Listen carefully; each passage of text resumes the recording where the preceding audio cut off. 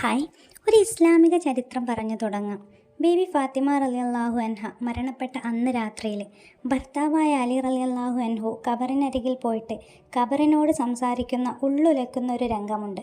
അതിങ്ങനെയാണ്: ഓ ഖബറേ, ഇന്ന് നിന്നോടൊപ്പം കിടക്കുന്ന എൻ്റെ ഫാത്തിമ ഇത്രയും നാൾ എന്നോട് ചേർന്നാണ് കിടന്നിരുന്നത്. പ്രയാസപ്പെടുത്തരുതേ, എനിക്കത് സഹിക്കാൻ കഴിയുന്നില്ല. ഇതാണ് സ്നേഹം.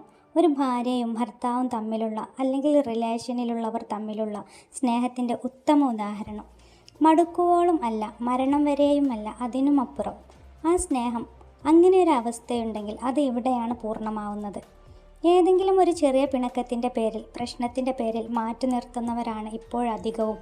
ഒരു ക്ഷമാപണം നടത്തിയാൽ തീരാവുന്ന പ്രശ്നങ്ങളിൽ നിന്നും 10 ആളുകൾ കൂടി മധ്യസ്ഥം പറഞ്ഞാൽ പോലും തീരുമാനമാവാത്ത ഒരവസ്ഥയിലെത്തുന്നു. ഒരു ചെറിയ പ്രശ്നം വരുമ്പോൾ തന്നെ ഒരു കൊച്ചു സോറി അങ്ങ് പറഞ്ഞേക്കുക.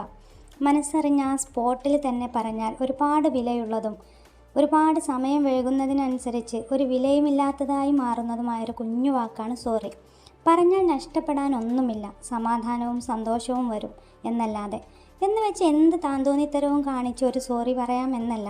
സോറി പറയേണ്ട ഒരുപാട് സ്ഥലങ്ങൾ നമ്മൾ പറയാതെ പോകുന്നത് കൊണ്ട് പ്രശ്നങ്ങൾ വളരെ പ്രയാസകരമാകും വിധത്തിൽ അഭിമുഖീകരിക്കേണ്ടി വരുന്നുണ്ട് എന്നാണ് പറഞ്ഞത്. നിങ്ങളുടെ സ്നേഹത്തിൽ ഒരിക്കലും ഒരു കള്ളത്തരമില്ലാഞ്ഞിട്ടും വഞ്ചന കാണിക്കാഞ്ഞിട്ടും നീ ഒറ്റക്കായി പോകുന്ന അവസ്ഥയാണ് ഈ ഒരു കാലഘട്ടം. നിഷ്കളങ്കമായ സ്നേഹമോ പരിഗണനയോ വാത്സല്യമോ ഇന്ന് കാണാനാവില്ല. ഒരുമിച്ചിരുന്നവർ അങ്ങോട്ടും ഇങ്ങോട്ടും ഒന്ന് മാറുമ്പോഴേക്ക് മറ്റു റിലേഷനുകളിൽ ഏർപ്പെടുന്നു. ഒരാളെയും വിശ്വസിക്കാൻ പറ്റാതെയായിരിക്കുന്നു. നിബന്ധനകൾക്ക് വിധേയമാകുന്ന പ്രണയങ്ങളൊന്നും നിലനിൽക്കുന്നില്ല എന്നതാണ്. തൻ്റെ പങ്കാളിയുടെ കുറവുകളെ അംഗീകരിക്കാനോ എന്തിന് കേൾക്കാൻ പോലും അവർ തയ്യാറാകുന്നില്ല. പരസ്പരം ബഹുമാനമോ വിശ്വാസമോ തമ്മിലില്ലാതാകുന്നു. മനസ്സറിഞ്ഞു ഒന്ന് സംസാരിച്ചാൽ നിങ്ങൾക്ക് പരസ്പരം കാണാൻ കഴിഞ്ഞേനെ. പരസ്പരം നഷ്ടമാകുന്നതുവരെയും ആരും ആരെയും അറിയുന്നില്ല. അവസാനം ആരൊക്കെയോ ആയിരുന്നു, എന്തൊക്കെയോ ആയിരുന്നു എന്നൊക്കെ അറിയുമ്പോഴേക്ക് പരസ്പരം വീണ്ടും അടുക്കാനാകാത്ത വിധം അവർ തമ്മിൽ മാറിയിട്ടുണ്ടാകും.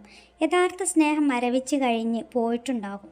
നിങ്ങൾ പരസ്പരം സ്നേഹിച്ച് ബഹുമാനിച്ച് തുറന്ന് സംസാരിച്ച് സഹായിച്ച് സഹകരിച്ച് സത്യസന്ധത പുലർത്തി ജീവിച്ചാൽ മടുക്കുവോളമല്ല, മരിക്കുവോളവുമല്ല, അതിനുമപ്പുറം നീണ്ടുപോകുന്ന നിങ്ങളുടെ പ്രണയം അതൊന്നുണ്ട്.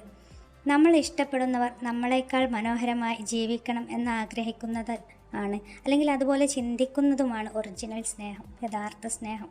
By motivation in Malayalam.